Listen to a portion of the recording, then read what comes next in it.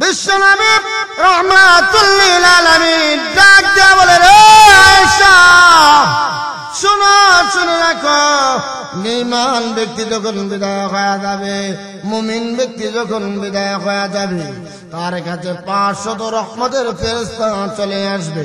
বেঈমান মুমিন ব্যক্তি যখন বিদায় হয়ে যাবে, তার সামনে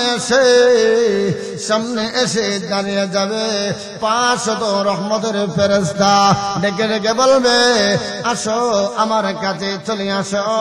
এই যে জান্নাতের বিছানা দেখা যায়, এই যে জান্নাতের নিয়ামতগুলা দেখা যায়, জান্নাতের পোশাক তোমার জন্য রেডি আছে, জান্নাতের বাগান তোমার জন্য অপেক্ষা করছে, জান্নাতের ফুল ফল তোমার জন্য অপেক্ষা করছে। আর কানে কানে গিয়া বলবে, এই মুহূর্তে আল্লাহ রাব্বুল আলামিন তোমার সালাম দিছে। যেই মাত্র আল্লাহর সালাম পাইবে, এমনি মুমিন বান্দা আনন্দে আত্মহারা হয়ে যাবে। আমার আল্লাহ আমারে সালাম দিয়েছে, আমার আল্লাহ আমারে সালাম দিয়েছে। আনন্দে আত্মহারা হইয়া এবার আনন্দের পাক দিয়া আল্লাহ রাব্বুল আলামিন ডেকে ডেকে বলবে, আজরাইল, ও আজরাইল, আর দেরি করা যাবে না, আর দেরি করা যাবে না। আমার বান্দা আর আনন্দের পাক দিয়া কষ্ট নামক যে যন্ত্রণা আছে, মানুষের মৃত্যুটা আছে, মৃত্যুটাকে গ্রহণ করে নাও, তার রুহটা বাহিরে করে নিয়ে যাও। আল্লাহর হাবিব ডাক দেয়া বলেন, রে আয়েশা, আনন্দের পাক দিয়া মুমিনের রুহটা বাহিরে করা হবে, মুমিন বিন্দু পরিমাণও তার পাবে না। বেঈমান যখন বিদায় হয়ে যাবে, চিৎকার করে কাঁদবে, তার সামনে 500 ফেরেশতা এসে দাঁড়িয়ে যাবে, আর চিৎকার করে কাঁদতে থাকবে। ডেকে ডেকে ফেরেশতারা বলবে, ও বেঈমান বান্দা, আসো, আয় আয়, তোর জন্য জাহান্নামের অগ্নি অপেক্ষা আছে, তোর জন্য জাহান্নামের বিছানা অপেক্ষা করছে, তোর জন্য জাহান্নামের সব কিছু অপেক্ষা করতে আছে। এই যে জাহান্নামের ভিতরে সাপ দেওয়া আছে, এই যে জাহান্নামের বিছানা, জাহান্নামের সব কিছু রেডি আছে। আগুন দেখে দেখে, জাহান্নামের আযাব দেখতে দেখতে চিৎকার করবে, আর ডেকে ডেকে বলবে, আজরাইল, ও ভাই আজরাইল, আমাকে ছাড় দেওয়া যায় না, আমারে ছাড়তে পারো না, আমারে ছেড়ে দাও।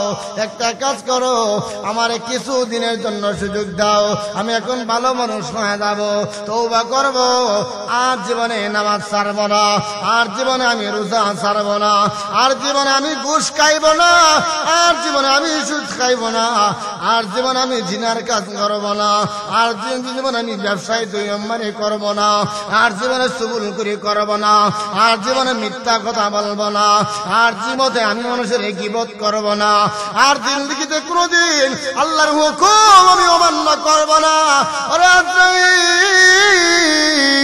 আমাকে তুমি একটা মাত্র সুযোগ দাও, প্রয়োজনে যেই বাড়িতে আমি এখন শুয়ে আছি, এই বাড়িটা তোমার নামে লিখে দিব, তারপরও আমাকে একটু তুমি সুযোগ দাও।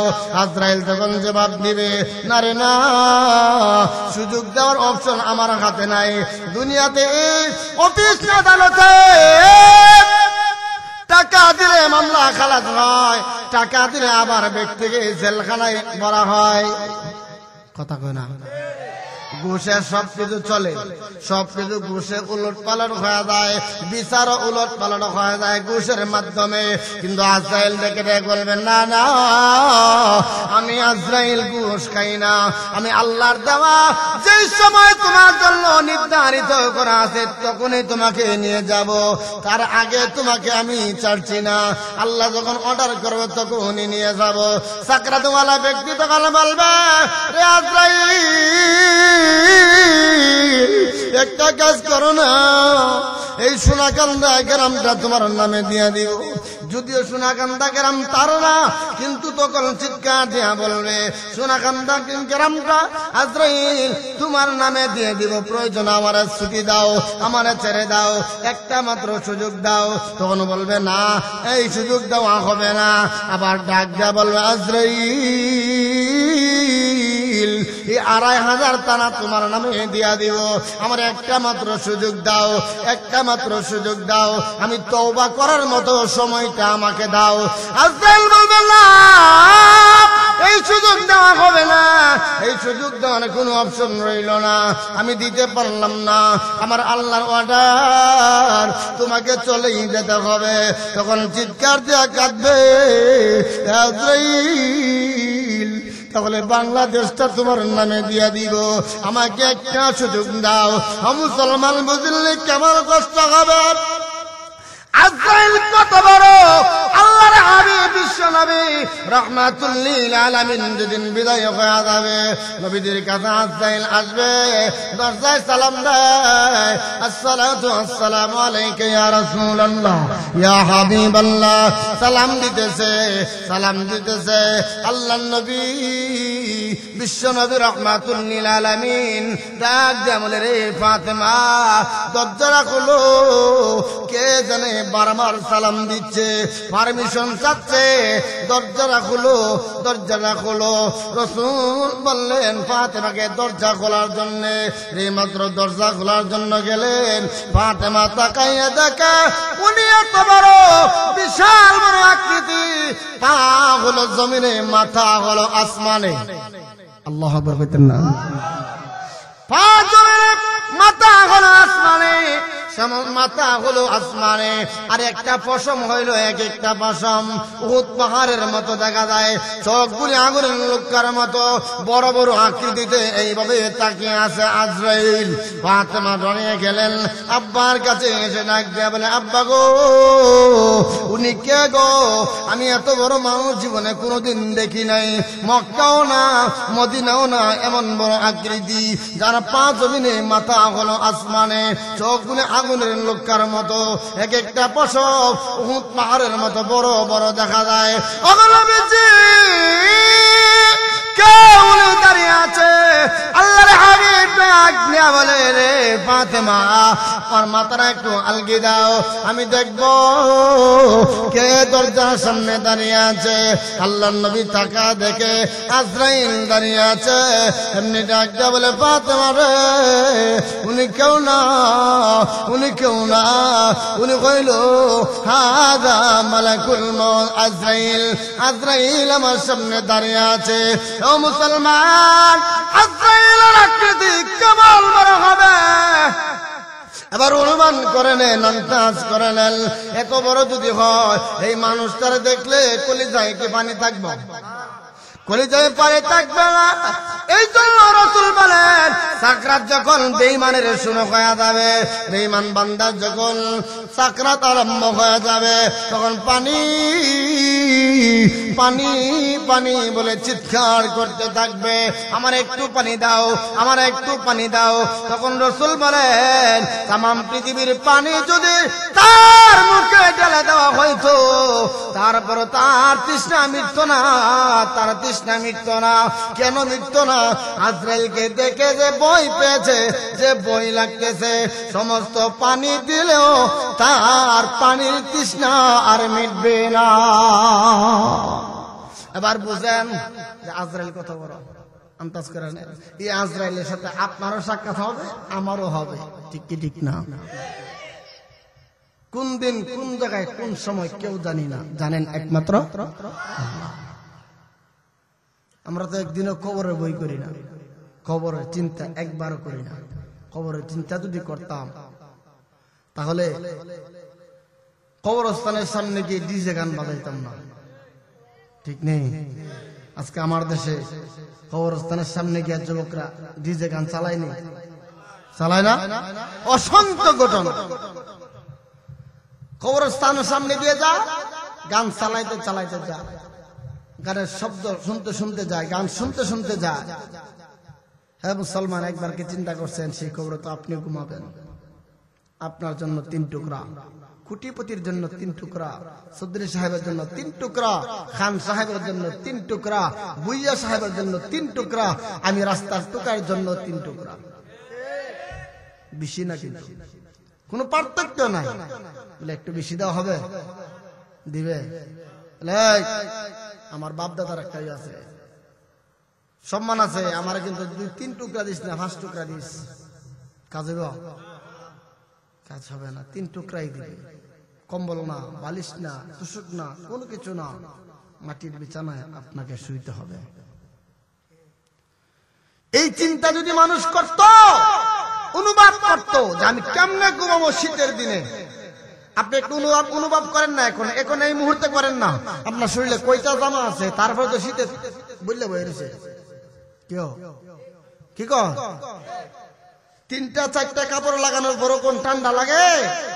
আর শুধুমাত্র 3টা কাপড় দিবে আপনাকে, ভারী কোনো কাপড় না, হালকা পাতলা কাপড় দেওয়া হবে, সবচাইতে দুর্বলটা। ঠিক নেই?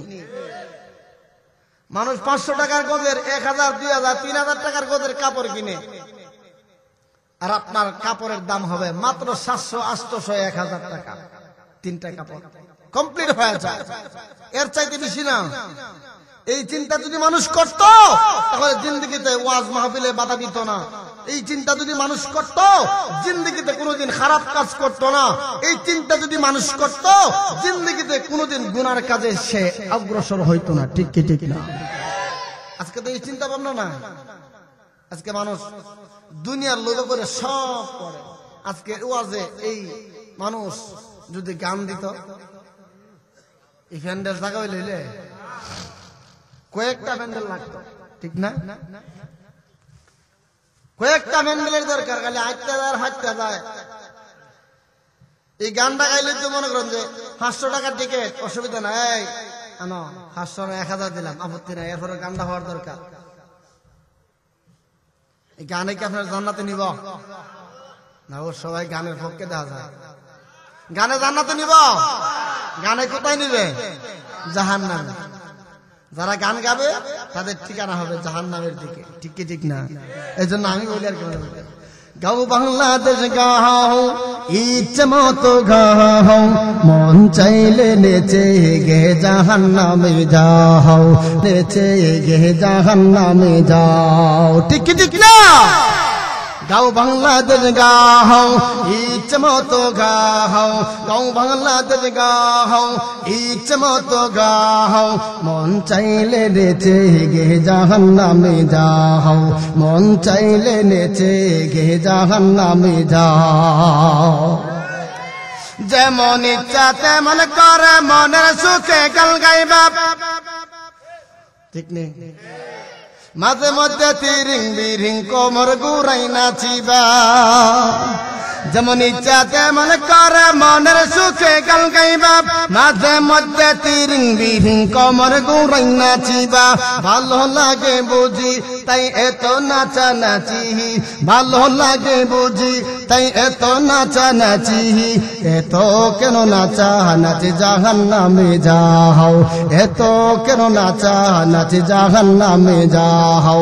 গাও বাংলাদেশ গাও, গাইবেন না? গাও বাংলাদেশ গাও, ইচ্ছে মতো গাও, মন চাইলে নেচে গে জাহান্নামে যাও, মন চাইলে নেচে গে জাহান্নামে যাও। ঠিক কি ঠিক না? গান গাইলে জাহান্নামে যেতে হবে, আর আল্লাহর গান যদি গান, এই গান আপনাকে জান্নাতে দিবে। ঠিক নেই? জান্নাতে যখন ঢুকাবে সে কোন গান গাইবে? কি গান? গান গাইবে আল্লাহর কালাম। ঠিক কি ঠিক না? আর রহমান আল্লামাল কুরআন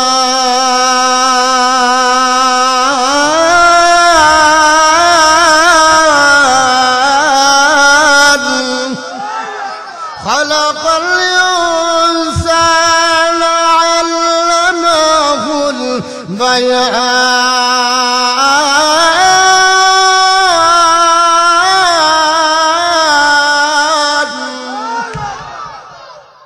দুনিয়ার নিকৃষ্ট গান থেকে যদি মুক্ত থাকেন, আল্লাহ হাসরের দিন নিজে তেলাওয়াত করে মন ভরপুর করে জান্নাতে ঢোকাবেন। ঠিক কি ঠিক না? তাহলে দুনিয়ার গান থেকে বাঁচবেন তো, বেঁচে থাকবেন।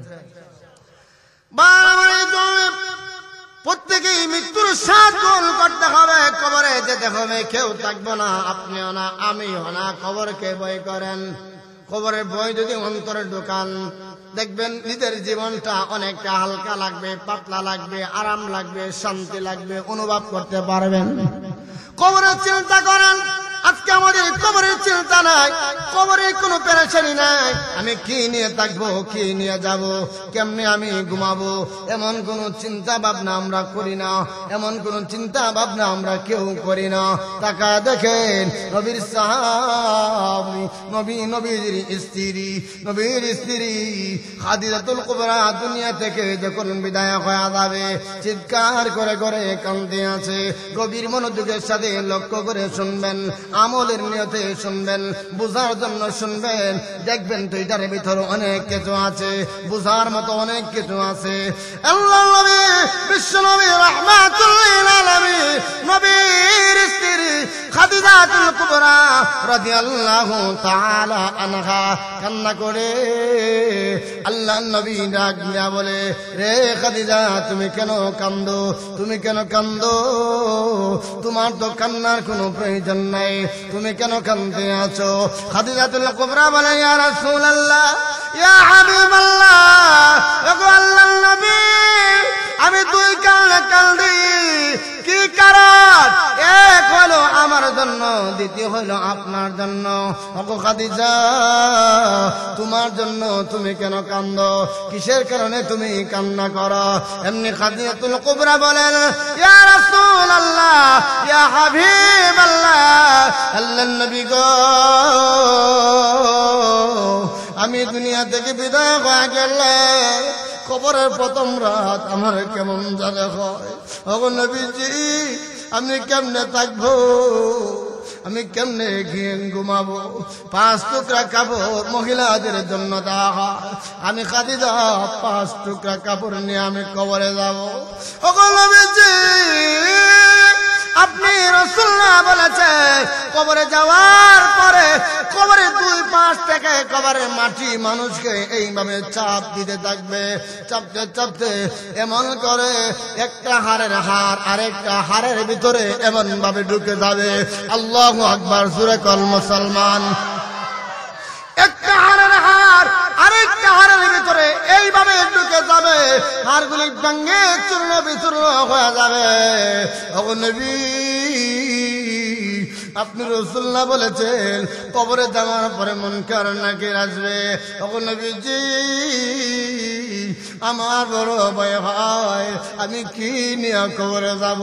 আমার যে আমল নাই, আমার যে পুঁজি নাই, আমার যে নেক নাই, আমি কবরে কেমনে যাব, কেমনে ঘুমাবো, কেমনে কি করব? মুনকার নাকির আসলে আমি কি জবাব নিব? আমার বড় ভয় হয়। আমার আবদার হলো, আপনার একখানা জুব্বা মুবারক দিয়ে আমার কাপড়ের কাপড় বানায়া দিবিনি। খাদিজা, কাপড়ের কাপড় দিলে তোমার কি উপকার হবে, কি ফায়দা হবে বলো? খাদিজাতুল কুবরা বলেন, ইয়া রাসূলুল্লাহ, ইয়া হাবিবাল্লাহ, আল্লাহর নবী গো, কাপড়ের কাপড়ে যদি আপনার জুব্বা মুবারক থাকে, আল্লাহর কসম সে কবরের মাটি আমি খাদিজাকে ছাপ দিতে পারে না।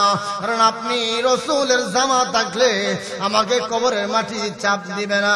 ও মুসলমান, রাসূলের জুব্বা মুবারকের সম্মান আছে না নাই?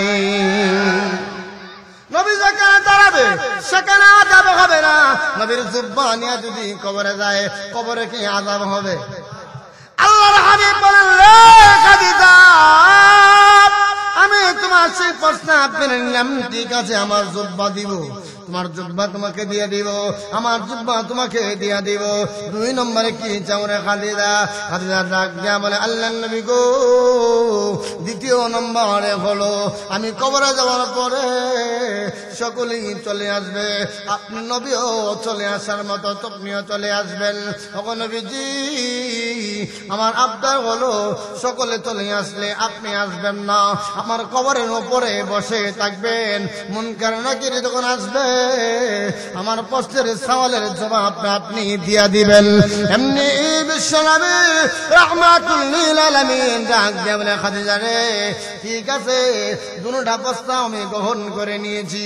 খাদিজাতুল কুবরা রাদিয়াল্লাহু তাআলা আনহা বিদায় হয়ে গেলে লাস্টের কাঁধে লইয়া নবীজি এক কদম যায়, আর এক কদম যাইতে যাইতে কবরস্থানের সামনে গিয়া সকলে যখন নামায়া দিল, এবার খাদিজার লাস্টের কবরস্থানে দাফন করে সকলে চলে আসে। আল্লাহ নবী বসে বসে কান্দে আছে।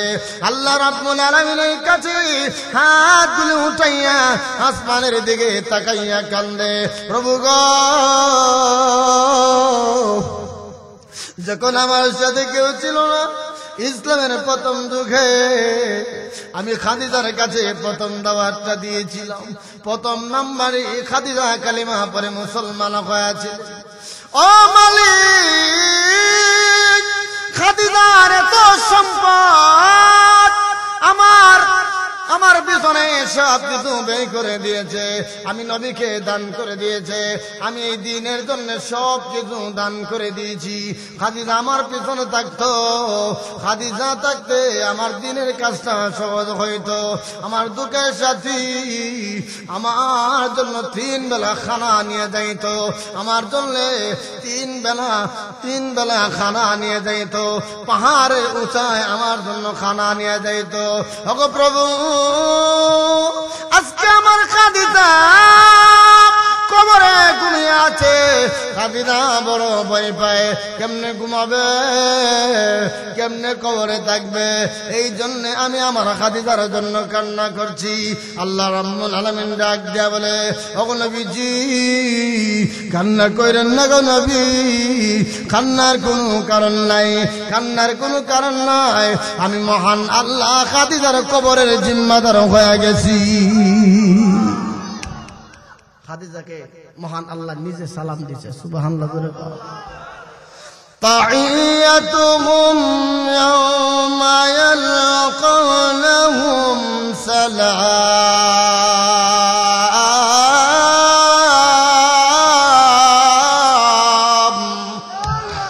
আল্লাহ নিজে সালাম দিয়েছে খাদিজাকে। আর আমরা তো নেতার সালাম পাইলে শরীর গরম হয়ে যায়, ঠিক নেই? হ্যাঁ, নেতার লোক খবর আছে, তোর ওয়াজ বন্ধ করে আমার নামটা ঘুরে না দিলে, ঠিক নেই?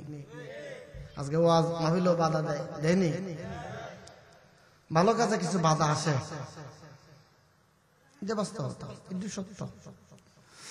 এই জন্য ভাইরা আমার, খাদিজাতুল কুবরা রাদিয়াল্লাহু তাআলা আনহা দুনিয়া থেকে জান্নাতের সার্টিফিকেট পেয়েছেন, তারপরও এত কান্না, এত কান্না কেন কানছে?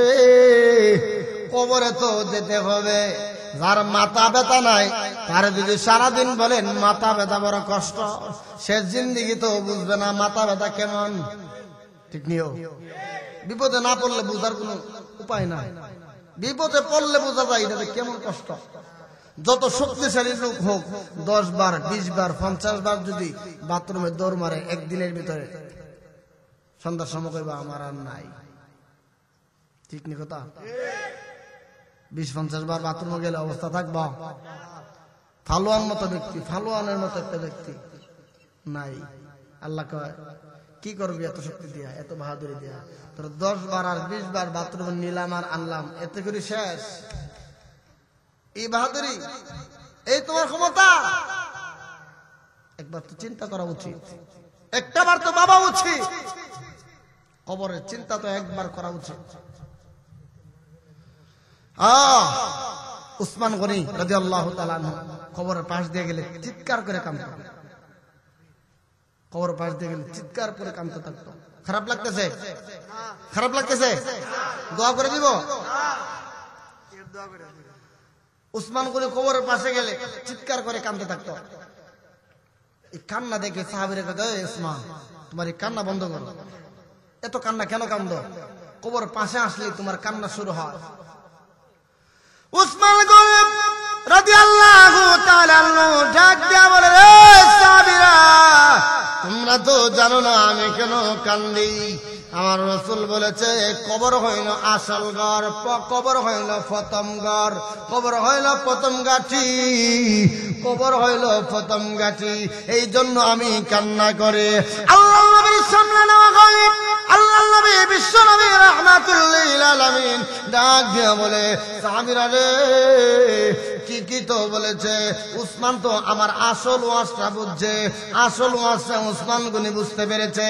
ওয়াজ কিন্তু এক নিয়তে সবাই শুনে না, এক মনোযোগের সময় শুনে না, এক জ্ঞানে সময় শুনে না, অনেকে অনেক চিন্তা ধারণা নিয়ে ওয়াজ শুনে। কথা ঠিক নেই? এক মহিলা ওয়াজ শুনতেছে, কান্দতেছে, কান্না করার পরে কয়েকজন মহিলা কি কো, তুমি কান্দো করে? হুজুর তো কান্নার কোনো ওয়াজ করছে না, তুমি কান্দতেছ কে? মহিলা কান্দি করে জানো কে? আমার একটা ছাগল আছে, ছাগলটা ঘাস খায়া এইভাবে নড়াচড়া দিলে ছাগলের একটা দাড়ি আছে, দাড়িটি লড়ত, ছাগলটা এখন নাই, মারা গেছে। হুজুর যে ওয়াজ করে দাড়িটা লড়তাছে, হুজুরের দাড়িটা দেখে আমার ছাগলের কথাটা মনে হয়েছে, এলিগে কান্দি। কোন নিয়ে তো ওয়াজ শুনে চিন্তা করছে? হুজুরের ওয়াজ দেখিয়া, হুজুরের দাড়ি যে লড়তাছে, এই লড়া দেখিয়া এর মনে হয়েছে ওই যে আমার ছাগলটা আছে, ছাগলটা তো মারা গেছে, ছাগলের কথা মনে হয়েছে। আমাদের সবার ওয়াজের চিন্তা ভাবনা কিন্তু এক রকমের না, ঠিক নেই? সবাই এক চিন্তা নিয়ে ওয়াজ শুনে না। এক চিন্তা নিয়ে যদি ওয়াজ শুনতো তাহলে ভিতরে ঢুকলে এটা আমল করার মতো একটা অবস্থান হইতো, ঠিক কি ঠিক না? এজন্য যতক্ষণ বসবেন, শুনবেন, মনোযোগের সাথে শোনার চেষ্টা করবেন, যেন কিছু নিয়ে যেতে পারি। ঠান্ডার মধ্যে বসে আছেন, কষ্ট করে, ঠিক না? আমি তো সুপার মধ্যে বসে একটু আরাম লাগতেছে, কিন্তু ফাওয়াটা তো আর সুপা নাই, ফাওয়াটা তো ঠান্ডা বড় হইতেছে। আপনারা তো এই মাটির মধ্যে বেরিয়েছেন, কষ্ট হইতেছে, জানি কষ্ট হচ্ছে, কিন্তু কষ্ট করে বসে আছেন তো একমাত্র কিছু শোনার জন্য, ঠিক কি ঠিক না? আল্লাহর হাবিব বিশ্ব নবী রাহমাতুল লিল আলামিন ডাক দিয়ে বলে, রে সাহাবীরা, আমার উসমান কেন কান্দে জানিসনি? উসমান ঠিকই ওয়াজটা বুঝে ফেলেছে, উসমান ওয়াজটা বুঝতে পেরেছে। খবর হইল আসল ঘর, খবর হইল প্রথম ঘর, খবর হইল প্রথম গেট। খবরে ধরা পড়লে মিজানে ধরা পড়বে, ফুলসিরাতে ধরা পড়বে, সব জায়গায় ধরা পড়ে যাবে। এই জন্য খবর দেখলে এইভাবে চিৎকার করে করে উসমান গনি কান্না করত। কিন্তু আজকে দেখা যায় কবরের সামনে গিয়া গান বাজনা করে, কবরের সামনে উপর দেয়া যায়, কবরস্থানের উপরে গরু নিয়ে ছেড়া দেয়, ছাগল নিয়ে দেয়া দেয়, ঠিক নেই? কবরস্থানে গিয়া পয়সা আড্ডা দেয়, ঠিক নেই? আরব দেশে কবর চেনা যায় না, সব সমান একদম লেভেল থাকে, সেখানে মাটি নাই, সব হলো কাঙ্কর আর পাথর, মোটা মোটা পাথর, চিকন চিকন বালু, মোটা মোটা বালু। এই বালুর উপরে ঘুমিয়ে থাকতো।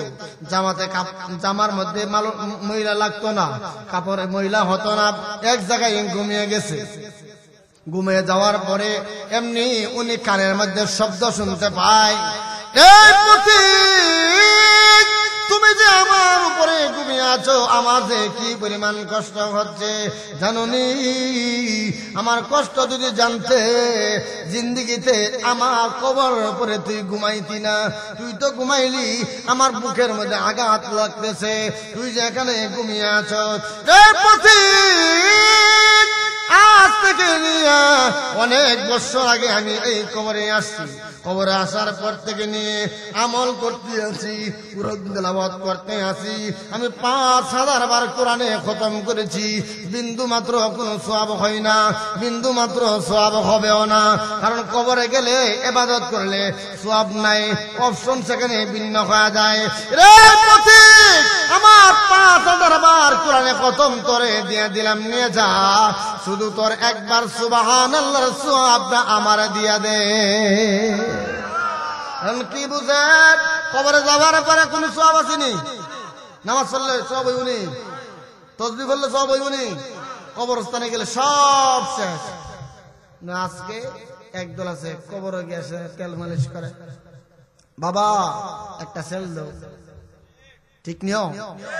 মাজারও যায়নি, মাজারে গিয়া ছেলে চায়। আমি একবার গেছি কুমিল্লা, কুমিল্লা আছে মাজার, বিড়ি বাবার মাজার, বিড়ি বাবার মাজার, বিড়ি খায় মহিলারা, বিড়ি খায়। তো এক মহিলা খাইতেছে বিড়ি, বৃদ্ধ মহিলা, ওনার পাশে একজন একেবারে নজওয়ান, বোঝা যাচ্ছে যে মানে ওনার বিয়ে হয়েছে, নতুন বিয়েটি হয়েছে। তো জিজ্ঞেস করলাম, দাদি বিড়ি খাইতেছেন যে, আর উনি কে? ওইটা আমার হুতের বউ। আমি কে রাইছে, কোন কারণে? কারণ রইল আমার নাতি বইতি হইতেছে না, তো এই জন্য বিড়ি বাবার কাছে আইছি, বিড়ি খাইলে নাকি সন্তান হয়। নাউযুবিল্লাহ জোরে কর। আচ্ছা এই সন্তান বিড়ি খায়া যে সন্তানটা আনছে, এই সন্তান বড় হইলে কি বিড়ি খাইব? কি খাইব? গাঁজা খাইব, ঠিক নেই। বিড়ি খায়া দুনিয়াতে আনছে, দুনিয়াতে আসার পরে বিড়ি খাইতে না, গাঁজা খাম, ঠিক কি ঠিক না? দুনিয়াতে আসার আগে আমার মা খাইছে বিড়ি, আমি বিড়ি খাইলে ইজ্জত হইব, গাঁজা খাইতে হইব। এই জন্য মাজারে গিয়ে কিছু চাওয়া যাবে না, দেওয়ানে মালিককে সব করেন আল্লাহ। 10 বছর 20 বছর ওয়েটিং রাখছে, 20 বছর পরে আল্লাহ সন্তান দিছে, ঠিক কি ঠিক না?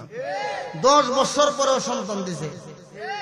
কিছুদিন আগে আমার এক ঘনিষ্ঠ মানুষ, একেবারে ঘনিষ্ঠ, বিমান বাহিনীতে চাকরি করে, খুব ভালো মানুষ, দীর্ঘ 12 বছর পরে সন্তান পাইছে। সন্তান পাওয়ার পরে দাওয়াত দিছে, গেলাম ওই কুয়াকাটা, কুয়াকাটা না শরীয়তপুর গেলাম, গিয়া তার সন্তানের দেখে আসলাম। ফুটফুটে চেহারা, কত সুন্দর। 8 মাস পরে রোগে আক্রান্ত হয়ে দুনিয়া থেকে বিদায়। আমার বলে, ভাই আল্লাহ 12 বছর পরে দিল, 8 মাস পরে আল্লাহ নিয়ে গেল। আমি বললাম যে এটাই আল্লাহর ইশারা, এটাই আল্লাহ তাআলার খেলা। আল্লাহ পরীক্ষা করছেন, ধৈর্য ধারণ করেন, আল্লাহ আরো দিবেন, ঠিক কি ঠিক না? জন্য বিপদে পালা আল্লাহ পরীক্ষা করে। যার ঈমান যত বেশি তার পরীক্ষা তত বেশি, যে যত ভালো তার বিপদ তত বেশি হয়, ঠিক কি ঠিক না? এই জন্য ভাইরা প্রত্যেককে আমরা কবরের বাসিন্দা হতে হবে। কবর ছাড়া আমরা আমাদেরকে সকলকে কবরে যেতে হবে। কবরের বাসিন্দা হইয়া কবর ঘরে ঘুমাইতে হবে। তবে এই কবরে যাওয়ার আগে ঈমানটাকে পরিপূর্ণ রাখতে হবে। আর ঈমান পরিপূর্ণ রাখতে গিয়া যত বাধা আসবে, আপত্তি আসবে, যত যুদ্ধ আসবে, যত কিছু আসে, যত কাটা আসে, যত বাধা আসে, সবগুলি বাধা অতিক্রম করে ঈমানকে ধরে রাখতে হবে, ঠিক কি ঠিক না? ঈমান যদি না থাকে আপনার মৃত্যু হয়ে গেলে চির জাহান্নামী হয়ে যাবেন। ঈমান যদি থাকে তাহলে ঈমান নিয়ে কবর গেলে জান্নাতি হয়ে যাবেন। এই জন্য ঈমান এত দামি, ঈমান এত দামি, এত দামি ঈমান। নবীর সাহাবী খাব্বাব রাদিয়াল্লাহু তাআলা আনহু, নবীর সাহাবী খাব্বাব রাদিয়াল্লাহু তাআলা আনহু ঈমান আনছে, কালিমা পড়ছে, মুসলমান হয়ে গেছে। মুসলমান হওয়ার পরে খাব্বাবকে বেঈমানরা ধরে নিয়ে গেছে, উনাকে আযাব দেওয়া হয়েছে। খাব্বাব রাদিয়াল্লাহু তাআলা উনাকে ডেকে ডেকে বলল, রে খাব্বাব, এখনো সময় আছে, মুহাম্মাদের ধর্ম ছেড়ে দাও, মুহাম্মাদের ধর্ম তুমি ছেড়ে দাও। তোমাকে আর আজ কষ্ট দেওয়া হবে না, আর তোমাকে বেতরাঘাত করা হবে না, আর নির্যাতন করা হবে না, আর তোমাকে কষ্ট দেওয়া হবে না। খাব্বাব রাদিয়াল্লাহু তাআলা বলেন, না না, ঈমানের জন্য সব করতে পারি, আমার শরীরের রক্ত জড়াইতে পারি, আমার সব কিছু ছাড়তে পারি, আমার বাড়ি ঘর ছাড়তে পারি, আমার ব্যবসা বাণিজ্য ছাড়তে পারি, আমি দুনিয়া ছাড়তে পারে। আল্লাহর কসম, আমি খাব্বাব একটা মুহূর্তের জন্য ঈমান ছাড়ব না। জোরে কন্যা আল্লাহু আকবার। খাব্বাব রাদিয়াল্লাহু তাআলা উনাকে যখন ফাঁসির রশিতে ঝুলায় ফেললেন, ফাঁসির রশিতে উনাকে ঝুলায় দিবে, রশির সামনে উনিও দাঁড়িয়ে আছে, মুহূর্তের ভিতরে রশি গলায় ঝুলাইয়া দিবে। এর আগে জিজ্ঞাসা করলো খাব্বাব একটা মাত্র পয়েন্ট বাকি আছে, এই পয়েন্টটাই তো আর শেষ মাত্র পয়েন্ট হয়ে যাবে। রে খাব্বাব একটা মাত্র পয়েন্ট তোমার সামনে আছে, পয়েন্টটা হলো তুমি যদি এই মুহূর্তে তোমার নবীকে একটা গালি দাও, তোমার নবীকে যদি একটা গালি দাও, আর তুমি যদি এই কথাটা তুমি মানো, তুমি যদি এই কথাটা শুধু মানো, তোমার সামনে রসুলকে এনে তোমার জায়গায় রসুলকে ফাঁসি দিয়া দিব, এই কথাটা যদি মানো তোমাকে বেকসুর খালাস করে দেওয়া হবে। চিন্তা করছেন কি প্রস্তাব? যে তুমি যদি মানো তোমার সামনে রসুলকে এনে ফাঁসিতে ঝুলাবো, তোমার মাফ করে দিব। এটা মানো কিনা? শুধু যদি এই কথাটা মানো, এতে করে তোমার মুক্তি। তোমার সামনে দিব এরকমটাও না, যদি তুমি মানো যে তোমার বদলতে রসুলকে যদি কোনোদিন পায় রশিতে ঝুলাইয়া ফাঁসির কাস্টে ঝুলিয়ে দিব, এই কথাটা যদি একমত পোষণ করো তাহলে তোমাকে বেকসুর মুক্তি দেওয়া হবে, আর নচেত নয়। খাব্বাব রাদিয়াল্লাহু তাআলা আনহু বলেন, রে কাফির বেঈমানেরা, এই দেহটা জীবনটা হলো আল্লাহর। কার? আরো জোরে কোন কার? ইন্না সালাতি ওয়া নুসুকি ওয়া মাহইয়ায়া ওয়া মামাতি লিল্লাহি রাব্বিল আলামিন।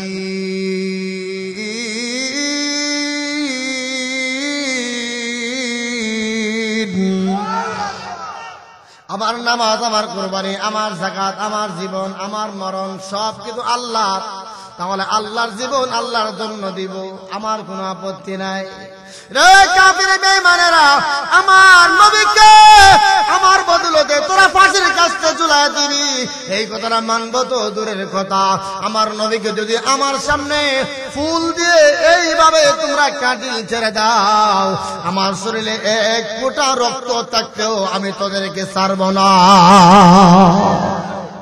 আজকে আমাদের পরিষ্কার কথা হলো, আমরা নবীর উম্মত, নবীর আশিক, আমার নবীকে গালি দিবে, কাদিয়ানীরা আমার নবীর খতমে নবুয়ত নিয়ে টানাটানি করবে, তা আমরা বরদাস্ত করতে পারি না।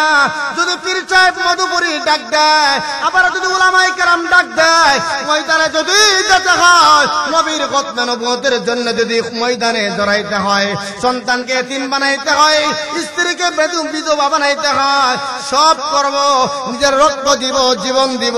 কারা কারা রাজি আছেন দুটো হাত উঁচু করে আল্লাহকে দেখাইয়া দেয়। আল্লাহ কবুল করে সকল বললেন আমিন। মুসলমান নামাজ রোজা না পড়লেও, দাঁড়িয়ে না রাখলেও কিন্তু মুসলমান নবীরে খুব মহব্বত করে, ঠিক নেই? নবীর জন্য পাগল, নবীর জন্য পাগল। মানুষ নবীকে গালি দিবে, নবীর খতমে নবুয়তকে নিয়ে কথা বলবে কাদিয়ানীরা, এটা কোন মুসলমান বরদাস্ত করতে পারে না, ঠিক কি ঠিক না? কাদিয়ানি মুসলমান না কাফের?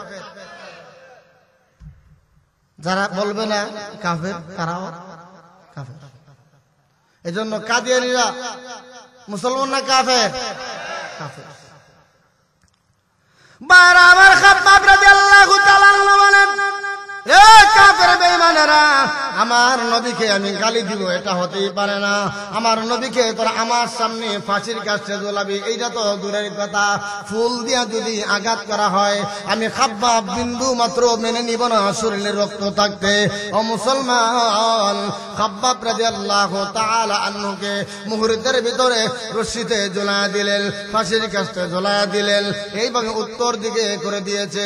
খাব্বাব রাদিয়াল্লাহু তাআলা আনহুর কাছে মনে পড়ে গেছে, আমার নবীরা বলেছে মানুষের যখন মৃত্যু হয়ে যায় তখন পশ্চিম দিকে কিবলামুখী করে দিতে হয়। সাকরাত শুরু হয়ে গেলে পশ্চিম দিকে চেহারাটাকে কিবলামুখী করে দেওয়া, এইটা হলো আমার নবীর কথা। এবার আমাকে ঝুলায় দেওয়া হচ্ছে, বারবার চেষ্টা করছে কাবাঘরের দিকে তাকায় তাকায়, চাইতে চাইতে তার মৃত্যুরা হয়ে যাবে। যতই তাকায় কিন্তু দেখা যায় তার চেহারা ঘুরায় নিয়ে যায়।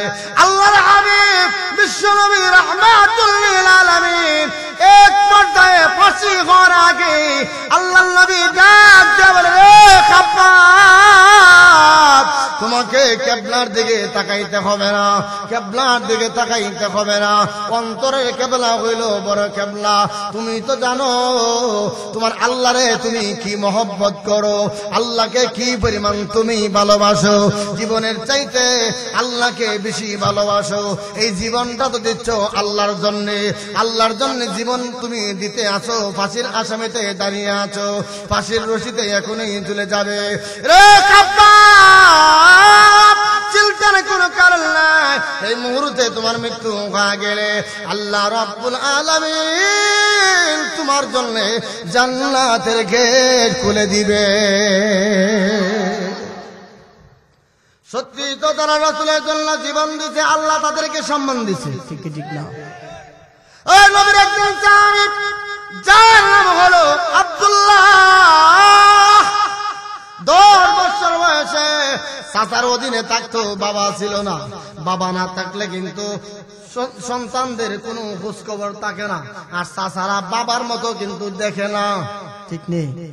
যতই কলিজার থেকে ভালোবাসো, বাবা নাই দেখবেন আপনারা এই সেই কইব আমরা ভাতিজাদের কলিজাতে ভালোবাসে, কিন্তু বাপের মতো না, ঠিক কি ঠিক না? বাবা বিদায় হয়ে গেছে, এবার চাচার অধীনে চলতে আছে, চাচার অধীনে চলতে আছে। দীর্ঘ বছর হয়ে গেলে এবার আব্দুল্লাহর মনে তামান্না আসছে, আমি আমার নবীর হাতে কালিমা পড়ব, মুসলমান হয়ে যাব। নবীর কাছে গিয়া মুসলমান হয়ে গেলে এবার চাচার সামনে দাঁড়াইয়া ডাক দিলেন, চাচা গো, মুহাম্মদ কেমন, মুহাম্মদ কেমন জানতে চায়। চাচা ডাক দিয়া বলে, রে ভাতিজা, মুহাম্মদের মতো সত্যবাদী কোন লোক নাই, কারণ আমরাই তো মুহাম্মদ রে টাইটেল দিয়েছি আল আমিন, সাদেক, সত্যবাদী। মুহাম্মদ ভালো। এবার ভাতিজার মনে সাহস হয়েছে, নবী যে বালা, এটা আমার চাচা ক। ও চাচা, এবার একটা কথা বলতে চাই, কোনদিন কি মুহাম্মদের হাতে কালিমা পড়বেন, মুসলমান হইবেননি? চাচা কয়, কি কস? আমার ঘরের ভিতরে ইঁদুর ঢুকতেছে, কে কি কস? মুসলমান হলে কি কস? এবার কোন মুহাম্মদ তো পাগল, নাউযুবিল্লাহ ধরে কর। চাচা ডাক দিয়ে বলে, মুহাম্মদ পাগল, যাস না। ভাতিজা ডাক দিয়ে বলে, চাচা পাগল কি না সেটা আমি ভালো করে জানি, আমি মুহাম্মদের হাতে কালিমা পড়ে নিয়েছি, মুসলমান হয়ে গেছি, আল্লাহু আকবার। চাচা কথা শুনে মাথা গরম হয়ে গেছে। ও ভাতিজা কি কস? বলে, হ্যাঁ মুসলমান হয়ে গেছি। তাহলে আমার বাড়ি থেকে বাহিরে হয়ে দাও, সম্পদ থেকে বিচ্ছিন্ন করে দেওয়া হবে, বাড়ি থেকে বিচ্ছিন্ন করে দেওয়া হবে, ব্যাংকের টাকা পয়সা থেকে বিচ্ছিন্ন করে দেওয়া হবে, নারী গাড়ি সব কিছু থেকে তোকে বিচ্ছিন্ন করে দেওয়া হবে। এবার ভাতিজা ডাক দিয়া বলে, ও চাচা, আমাকে সব কিছু থেকে বিচ্ছিন্ন করে দিবেন, আমার কোনো আপত্তি নাই, আমার কোনো কষ্ট নাই। ও চাচা, আমার কোনো কষ্ট নাই। আল্লাহর নবী বলেছে, কেউ যদি ঈমান নিয়ে মৃত্যু বরণ করে, মহান আল্লাহ এই পৃথিবীর 10টা দুনিয়ার সমান আল্লাহ জান্নাত দিবে। বাড়ি ঘরের দরকার নাই, কোনো কিছু লাগবে না, চলে গেলাম। যে মাত্র ঘর থেকে বাইরে হয়ে গেলেন, আল্লাহ নবীর সাহাবী হযরত আব্দুল্লাহ ছোট বয়সে ঘর থেকে বাহিরে হয়ে গেছে। চাচা আবার কলার ধরে টান দিছে, ডাক দিয়া বলে, ভাতিজা রে, দে পরনের জামা, পরনের কাপড়টা খুলে দিয়ে যা, এই কাপড়টা তো আমি তোরে কিনে দিয়েছিলাম, এই কাপড়টা খুলে রেখে দিয়ে যা।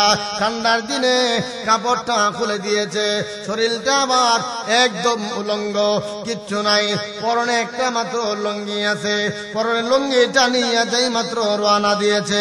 চাচা ডাক দিয়া বলে, রে আব্দুল্লাহ, রে ভাতিজা, এই পরনের লুঙ্গিটাও আমার দেওয়া, লুঙ্গিটাও লুঙ্গিটাও তুই এখন খুলে দিয়ে যা, লুঙ্গিটা খুলে দিয়ে যা। চাচার ইচ্ছা হলো এই লুঙ্গির কথা বললে উলঙ্গ হয়ে গেলে হয়তো নবীর সামনে লজ্জায় গিয়ে দাঁড়াবে না, লজ্জায় আর মুহাম্মদের সামনে যাবে না, হয়তো বা মুহাম্মদের সামনে আর যাবে না। কিন্তু চাচা তো জানে না ইমানদারের ইমানের মধ্যে যদি আঘাত করা হয় ইমানের স্পিড বাড়তে থাকে, ইমানের পাওয়ার বাড়তে থাকে, ইমানের আলো আরো বাড়তে থাকে। দূরে কোন ঠিক কি ঠিক না? চাচা বলে লঙ্গিটা খুলে দিয়ে যা। এবার নবীর সাহাবী আব্দুল উজ্জা কাপড়টা খুলে দিবে। কাপড়টা তখন খুলে দিবে, আসমানের মালিক আল্লাহ রাব্বুল আলামিনের দিকে তাকাইয়া কান্দে, প্রভু গো, ওগো মালিক, কি পরীক্ষায় তুমি সম্মুখীন করে দিলে ইমানের জন্য, ইসলামের জন্য। আজকে জামাটা খুলে রেখে দিয়েছে, বাড়ি ঘর থেকে বঞ্চিত করে দিয়েছে, টাকা পয়সা থেকে বঞ্চিত করে দিয়েছে, এখন আমার লুঙ্গিটা সব খুলে রেখে দিচ্ছে। আল্লাহ আল্লাহ তুমি সাক্ষী থাকো, আল্লাহর কসম, এই অবস্থায় যদি আমি আমার নবীর সামনে গিয়ে দাঁড়িয়ে যাই, আমার নবীর নুরানি চেহারা যদি এক নজরে দেখতে পারি, আল্লাহর কসম আমার বিন্দু পরিমাণ আর কষ্ট থাকবে না। যেই মাত্র মাগরিব হয়ে গেল একবারে উলঙ্গ, মার কাছে গিয়া বলে, মা গো, একটা মাত্র কাপড় দাও, লজ্জাস্থানটা দেখে আমি আমার নবীর কাছে চলে যেতে চাই। কোন রকম একটা কাপড়ের টুকরা লইয়া লজ্জাস্থানটা দেখে এবার নবীজির সামনে রওনা দিয়েছে। ফজরের সময় শীতে তরতর করে কাঁপতে আছে, শরীরে কোনো কাপড় নাই, অন্ধকার ঘন কুয়াশা, নবীজি দেখতেও পারেন না ভালো করে। হুজরাখানা থেকে বাহির হইয়া আল্লাহ নবী ডাক দিয়া বলে, কে রে তুমি দাঁড়িয়ে আছো? এমনি ডাক দিয়া বলে, ওগো নবী, আমি আপনার আব্দুল্লাহ, আপনার সামনে দাঁড়িয়ে আছি। আল্লাহর হাবিব ডাক দিয়া বলে, কোন আব্দুল্লাহ? আব্দুল্লাহ ডাক দিয়া বলে, ওগো নবী, আমার নাম ছিল আব্দুল উজ্জা, আমাকে কালিমা পড়াইয়া মুসলমান বানাইয়া আমার নাম রাখছিলেন আব্দুল্লাহ। আব্দুল উজ্জা থেকে আব্দুল্লাহ আমার নাম রেখেছিলেন, আমি সে আব্দুল্লাহ আপনার সামনে দাঁড়িয়ে আছি। আল্লাহর হাবিব ডাক দিয়া বলে, আব্দুল্লাহ রে, আমার আব্দুল্লাহ তো অত্যন্ত ধনী, সকাল বিকাল কাপড় পরিবর্তন করে, সকাল বিকাল কাপড় পরিবর্তন করে, অত্যন্ত ধনী বাপ সাজার ছেলে। আজকে কেন রে এমনটা তোর কেন হয়েছে? শরীরে কাপড় নাই, একদম উলঙ্গ হয়ে দাঁড়িয়ে আছো। আব্দুল্লাহ ডাক দিয়া বলে, ওগো নবী, আমি আমার চাচার কাছে যেই মাত্র প্রকাশ করে দিয়েছি আমি কালিমা পড়ব, মুসলমান হয়ে যাব। আমার চাচা বলল, যা যা মুহাম্মদের কাছে চলে যা, আপত্তি নাই, বাড়িঘর পাইবি না, সম্পদ পাইবি না, টাকা পয়সা পাইবি না, সব কিছু কাপড় খুলে রেখে দিয়ে যা। ওগুলো বেশি সব কিছু খুলে দিয়েছি, আপত্তি নাই, কষ্ট নাই। চাচার কাছে বলে দিয়েছি, চাচা আমি বাড়ি ঘর ছাড়তে পারি, আমি সম্মান হারাইতে পারি, ইজ্জত সম্মান হারাইতে পারি, আল্লাহর কসম ইমান হারা একটা সেকেন্ডের জন্য হইতে পারি না। ওগুলো বেঁচে ইমান লিয়া আপনি নবীর কাছে চলে এসেছি। আল্লাহর হাবিব ডাক দিয়া বলে, আব্দুল্লাহ রে, কি দিব তোকে দেওয়ার মতো? নবীজি ঘরে গেলেন, উজরাখানা থেকে 2 কাঁধ জুব্বা মোবারক আব্দুল্লাহকে দান করে দিলেন। আল্লাহু আকবার। 2 কাঁধ জুব্বা মোবারক আব্দুল্লাহকে হাদিয়া দিয়া দিলেন। আব্দুল্লাহকে 2 কাঁধ জুব্বা মোবারক দান করে দিয়েছে। এবার আব্দুল্লাহ রাদিয়াল্লাহু তাআলা আনহু, আব্দুল্লাহ রাদিয়াল্লাহু তাআলা আনহু কান্না করে। আল্লাহর হাবিব ডাক দিয়া বলে, রে আব্দুল্লাহ, কি চাস, তোর মনে কি তামান্না বল, তুই যা চাইবি সব তোকে দেওয়া হবে, তুই যা চাইবি সব তোকে দেওয়া হবে। আব্দুল্লাহ ডাক দিয়া বলে, ওগো আল্লাহর নবী, কোনো চাই না, কিচ্ছু চাই না, বাড়ি চাই না, গাড়ি চাই না, সম্পদ চাই না গো নবী, শুধু আপনি দোয়া করে দেন, মহান আল্লাহ যেন আমাকে শহীদ মৃত্যু দিয়া দেয়। ওগো নবীজি, আপনি রাসূলুল্লাহ বলেছেন শহীদ হইয়া মরলে মহান আল্লাহ বিনা হিসাবে জান্নাত দিয়া দিবে। শহীদ হইয়া মরলে কবরে যাওয়ার পরে মুনকার নাকির আসবে না। শহীদ হইয়া মরলে মহান আল্লাহ রব্বুল আলামিন জান্নাত দান করবে। জোরে কোন সুবহানাল্লাহ। ওগো নবীজি, কিন্তু তাই না, শুধু দোয়া করে দেন মহান আল্লাহ যেন আমার শহীদ হিসাবে কবুল করে নেয়। সুবহানাল্লাহ করে কর। আর আমরা হলে কইতাম কিচ্ছু লাগতো না, শুধু টাকা দেন। ঠিক নেই, টাকার পাগল আমরা। আল্লাহর হাবিব বিশ্বনবী রাহমাতুল লিল আলামিন ডাক দিয়ে বলে, হে আব্দুল্লাহ, ঠিক আছে, তোর জন্য দোয়া করে দিলাম। নবী দোয়া করলে দোয়া কবুল হইবনি? নিঃসন্দেহ কবুল, কোন সন্দেহ নাই। নবী দোয়া করে দিলেন, দোয়া কবুল হয়ে গেলেন। আব্দুল্লাহকে তবুকের যুদ্ধে পাঠালেন, যুদ্ধ হলো না, ফিরে আসলেন বাড়িতে। আসার পথে রাস্তায় জ্বর উঠে গেছে, তাপ উঠে গেছে, শরীর গরম হয়ে গেছে। আব্দুল্লাহ শরীর তরতর করে কাঁপতে আছে। এমনি আব্দুল্লাহ ডাক দেয়া বলে, সাহাবীরা রে, ও সাহাবীরা, আমার একটা সালাম নবীর কাছে পৌঁছায়া দিও। আমার মনে হয় আমি আর বেশি সময় বাঁচব না, আমি আর বেশি সময় বাঁচব না। আমার নবীর কাছে আমার একটা সালাম পৌঁছায়া দিও। আর নবীকে বইল, আল্লাহ নবী যেন আমাকে ক্ষমা করে দেয়, মাফ করে দেয়। আমার মা বাপ বলতে কেউ নাই, একমাত্র নবী ছাড়া আমার আর কেউ নাই। নবীর কাছে আমার সেই কথাটা জানায়া দিও। এই মাত্র বলে দিয়েছে, এমনি সময় জিবরাইল আলাইহিস সালাতু ওয়াস সালাম আল্লাহ নবীর কাছে এসে বলেন, আসসালাতু আসসালামু আলাইকা ইয়া রাসূলুল্লাহ।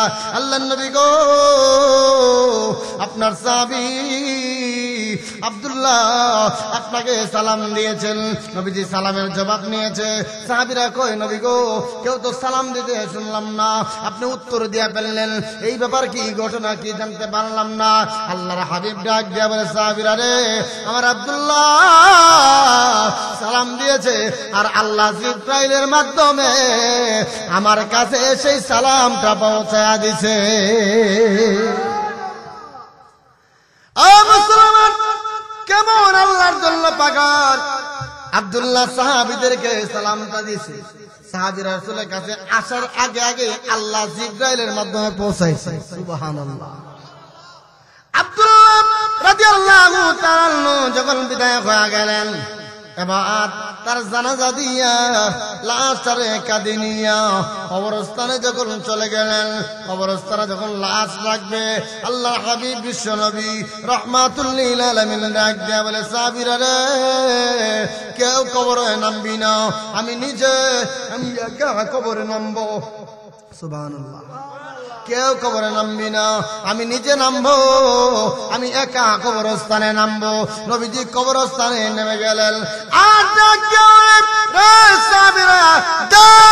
আমার আব্দুল্লাহ আমার কুলে ছেড়ে দেয়, আমি আমার আব্দুল্লাহ আমার কুলে নিতে চাই। এইভাবে কুলে নিলে আর কুলে নিয়ে আসমানের দিকে তাকাইয়া কান্দে আর বলে, আল্লাহ, আমি আমার আব্দুল্লাহর প্রতি খুশি, আমি আমার আব্দুল্লাহর প্রতি রাজি, আমার আব্দুল্লাহর জন্য তুমিও মেহেরবানি করে খুশি হয়ে যাও। নবী যদি কবরে দাঁড়ায় আব্দুল্লাহ লাশ নিয়ে দোয়া করে, কবুল হবে না?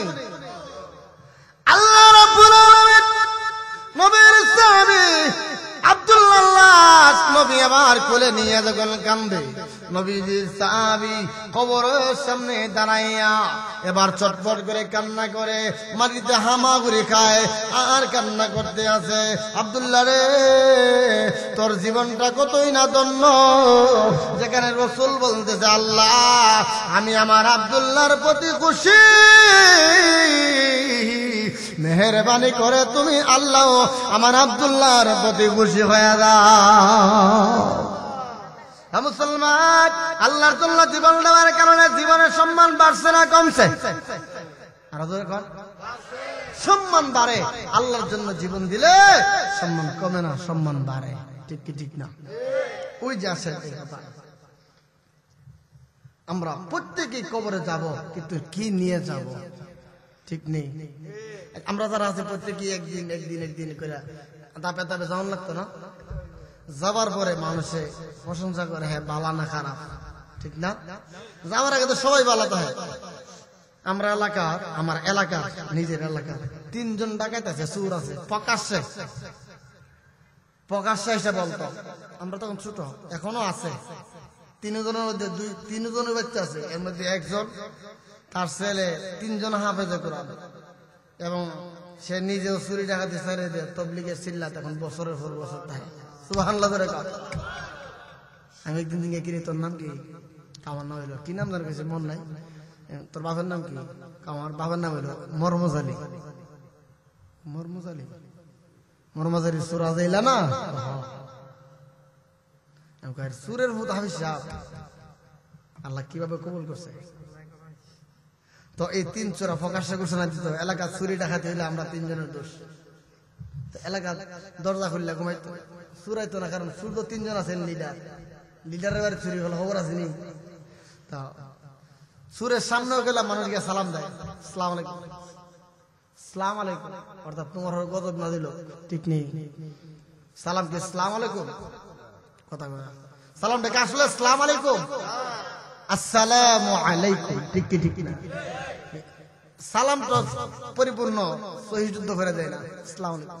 তো সালামটা দেয় কেন? চুরের সামনে গিয়া মানে প্রকাশ্যে তারে বুঝাইতেছে আমি ভালো মানুষ। কারণ রাত্রে যদি এখন সালাম না দেয়, সম্মান না করি, রাত্রে বেলা আমার বাড়িতে হামলা করবো। এই জন্য দেখবেন খারাপ মানুষ যারা আছে সমাজে, তার সাথে সহজে মানুষ ঝগড়া করে না, ভাই খারাপ মানুষ, এর সাথে যদি ঝগড়া করি যে কোনো মুহূর্তে আমার ক্ষতি করতে পারে, ঠিক নেই? সরাসরি অন্তত বালা কর, পিছনে গিয়ে কয় হের মতো খারাপ এই দুনিয়া কেউ নাই। তো মানুষ মারা গেলে কিন্তু দুটার সাইডে প্রকাশিত হয়, খারাপ না বালা, কে কেমন ছিল, মোটামুটি সব ভাইরাল হয়ে যায়। এই জন্য এক কবি বলছে, যেদিন তুমি এসেছিলে ববে, কেঁদেছিলে তুমি, হেসেছিল সবে, এমন জীবন করিও গঠন, মরিলে হাসিবে তুমি, কাঁদিবে বুবা।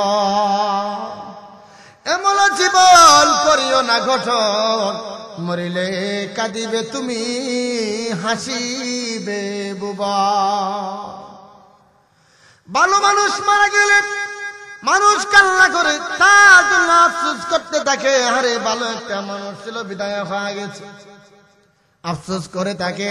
সে আমানতদার ব্যক্তি ছিল, সত্য কথা বলতো, ভালো একজন ব্যবসায়িক মানুষ ছিল, তার প্রশংসা মানুষ করতে থাকে, আফসোস করে ভালো একটা মানুষ মারা গেল, ঠিক নেই? আল্লামা হাফেজ সুবহান আহমদ আনসারী বিদায় হয়ে গেলে মানুষ কান্না করেছে, জুনায়েদ বাবনগরী বিদায় হয়ে গেলেন, মানুষ কান্না করেছে, আল্লামা শাহ আহমদ শফী বিদায় হয়ে গেলেন, কান্না করেছে। মানুষ বিদায় হয়ে গেলে, ভালো মানুষ বিদায় হয়ে গেলে মানুষ কান্না করে। কেন রে? কেন? একটাই কারণ, লোকটা ভালো মানুষ ছিল, আল্লাহওয়ালা ছিল, আমানতদার ছিল, দ্বীনের কথা বলতো, ইখলাসের কথা বলতো, নিজের স্বার্থের কোনো কথা কইতো না।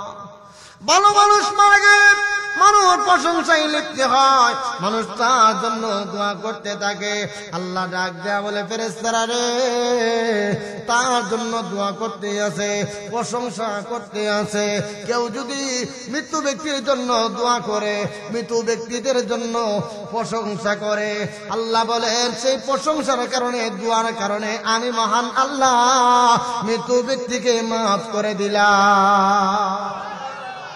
আজকের এই সোনাকান্দার যুবক বারা যে উদ্যোগ নিছে, কবরবাসীর রূহের মাগফিরাত কামনায় আল্লাহ যদি কবুল করে নেয়, এই উসিলা ও কবরস্থানের এই এলাকা সমস্ত মানুষকে আল্লাহ মাফ করে দিতে পারে কি পারে না?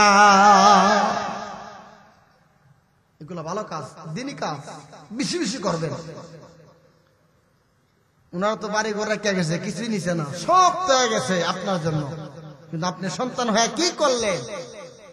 একবার তো বাবার জন্য একটা মাহফিল দিয়ে দোয়া করাইতে পারলেন না, একবার তো বাবার জন্য মসজিদে দোয়া করাইতে পারলেন না, আপনি তো একবারও বাবার জন্য দান সদকা করে দোয়া করাইতে পারলেন না, কিসের সন্তান আপনি হলেন? জন্য আপন মানুষ মারা গেলে, বাবা মা দাদা দাদি না মারা গেলে তাদের জন্য দোয়া করাবেন।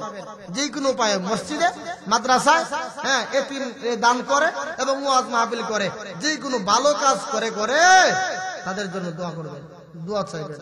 এর দ্বারা ওনাদের কবরে পৌঁছায় দেন আল্লাহ। সুবহানাল্লাহ। বারবার নবীজি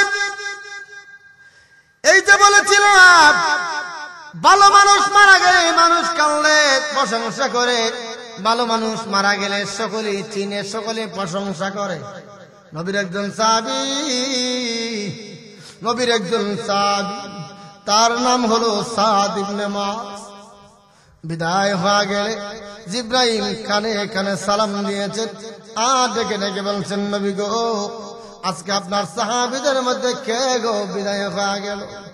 কে গো বিদায় হয়ে গেছে? মহান একজন ব্যক্তি বিদায় হয়ে গেলেন। আল্লাহর হাবিব বিশ্ব নবী রাহমাতুল লিল আলামিন নবীজি বলেন, আমি জানি না কে বিদায় হয়ে গেলেন, কারণ গায়েবের খবর তো আমি জানি না। গায়েবের মালিক একমাত্র কে? আল্লাহ ছাড়া কি নবী গায়েব জানে? এই বিশ্বাস আছে তো পরিপূর্ণ? নবী গায়েব জানে না। আল্লাহ যদি জানায় তারপর রসুল জানেন। রসুল বলেন, জানি না কে যেন বিদায় হয়ে গেছে। জিব্রাইল কয়, ওগো নবী, এবার শুনেন, জমিনে যত ফেরেশতা আছে, আসমানে যত ফেরেশতা আছে, 7 থেকে 9 70 লক্ষ 7,000 70,000 রহমতের ফেরেশতা এই জমিনে নিচে নেমে গেছে। আপনার এমন একটা সাহাবী বিদায় হয়ে গেছে, যার বিরহ ব্যথায় আসমান থেকে 70,000 রহমতের ফেরেশতা নিচে নেমে নেমে তার জন্য দোয়া করতে আছে। আল্লাহর হাবিব বিশ্ব নবী এবার বুঝতে বাকি হয় নাই। নবীজি বসা থেকে দাঁড় হইয়া দৌড় মারলেন, শাল গায়ে দিলেন, শালটা অর্ধেকটা শরীরে অর্ধেকটা মাটিতে, জুতা মোবারক নিলেন না। নবীজি দৌড়তে আছে, সাহাবীরা পিছনে পিছনে দৌড়তে আছে। এক পর্যায়ে নবীজি সাদ ইবনে মুআজের বাড়ির সামনে গিয়া সোজা রাস্তা দিয়া, এইভাবে সোজা যায় না, আঁকা বাঁকা হয়ে দৌড়াইতে আছে, আঁকা বাঁকা হয়ে দৌড়াইতে আছে। সাহাবীরা কয়, কি ব্যাপার? নবীজি আঁকা বাঁকা হয়ে কেন দৌড়ায়? সোজা কেন যায় না? আঁকা বাঁকা হয়ে কেন দৌড়াইতে আছে? এইটা নবীজির সাহাবীদের মনে মনে প্রশ্ন। আল্লাহর হাবিব ডাক দিয়ে বলেন, রে সাহাবীরা, এখানে দাঁড়িয়ে থাকো, সামনে বাইরো না, সামনে আইসো না, এখানে দাঁড়িয়ে আছে আল্লাহর হাবিব বিশ্ব নবী রাহমাতুল লিল আলামিন। সাদের ঘরের সামনে গিয়ে দাঁড়ালেন। এমনি তাকা দেখে সাদের ঘরের ভিতরে 1 জন 2 জন 3 জন 4 জন 5 জন নয়, অসংখ্য অগণিত রহমতের ফেরেশতা সাদকে বেষ্টন করে বসে আছে, সাদকে বেষ্টন করে বসে আছে, সাদকে বেষ্টন করে বসে আছে। আল্লাহু আকবার জোরে কোন মুসলমান। ফেরেশতারা বেষ্টন করে বসে আছে। আল্লাহর হাবিব ঘরের ভিতরে ঢুকবেন, এমন একটা জায়গা নাই, এমন একটা জায়গা নাই, নবীজি কেমনে ঢুকবেন? ফেরেশতারা নবীকে দেখে দেখে তাদের নূরের ডানা ভেঙ্গে ভেঙ্গে জায়গা করে দিয়েছে, তাদের জায়গা করে দিয়েছে। আল্লাহর নবী